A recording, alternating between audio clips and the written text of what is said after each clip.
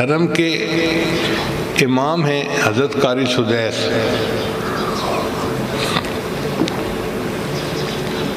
قرا حضرات تو ان کے اوپر عاشق ہوتے ہیں، اور اللہ نے اب ان کو اور عزت دی، وہ دونوں حرم کے امام بن گئے، یعنی حرم مکہ کے اماموں کے بھی سینئر وہی ہیں اور حرم مدینہ کے اماموں کے بھی سینئر وہی ہیں۔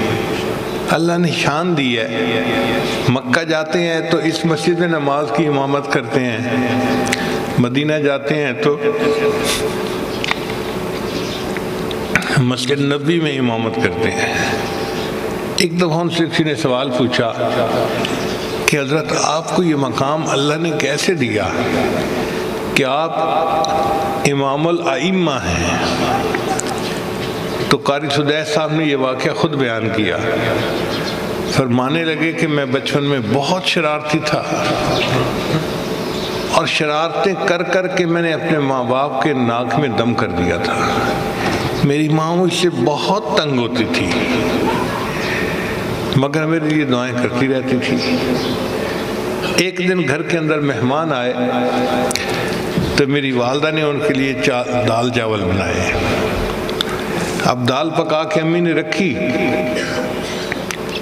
تو میرے ذہن میں کیا شیطانیت آئی کہ میں نے ریت کی ایک مٹھی بھری اور سالن کے اندر ڈال دی۔ دیکھنے میں تو کسی کو پتہ نہ چلا، جب مہمان کھانے بیٹھے تو ان کو پتہ چلا کہ جی سالن کے اندر ریت ملی ہوئی ہے، سالن کھانے کے قابل ہی نہیں ہے۔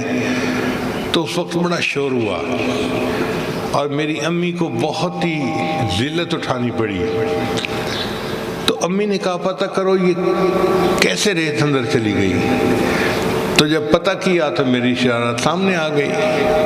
تو امی کو بتایا گیا کہ تیرے بیٹے سدیس نے شرارت کی ہے اور اس کے اندر ریت ڈال دی۔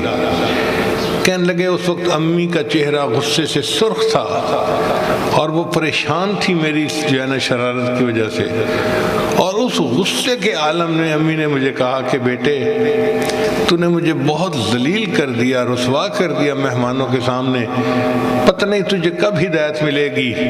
میں تو دعا کرتی ہوں اللہ تجھے حرم کا امام بنا دے۔ اس غصے کے عالم میں جو ماں نے یہ کہا کہ میں تو دعا کرتی ہوں اللہ تجھے حرم کا امام بنا دے، اللہ نے اس کو قبول کر لیا اور آج میں دونوں حرم کا امام ہوں۔ تو اولاد کی تربیت کے بارے میں یہ بہت اہم بات ہے کہ ماں باپ جیسے بھی ہیں، کلمہ گو تو ہے نا، وہ دعائیں کریں، اللہ تعالیٰ ماں باپ کی دعائیں اولاد کے حق میں قبول فرماتے ہیں۔